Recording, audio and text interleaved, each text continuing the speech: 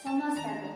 Мен бүгүн сиздерге дүйнөдөгү энелердин кадырын, толбоо соогун, өз калыбыма таандап, апасыз кыздын арманы аттуу менен сөздөмөкчүмүн. Апасыз кыздын арманы. Апаке, сени аябай сагынамын.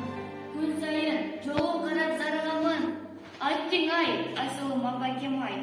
Чоңоюп кадырын билген кезде мен сени эч бир жерден таба албадым.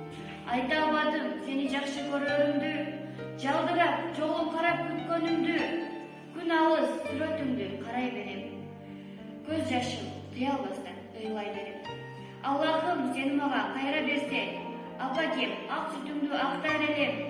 Эгер Аллах сага кайра өмүр берсе, апаке сени кадырлап бактар элем. Оорулардан, жамандыктан алыс кылып, көзүмдүн карегиндей сактар элем. Эх апакем, берген сүтүм акта албадым. Эх аттың ай, ошол кезде мен жаш элем.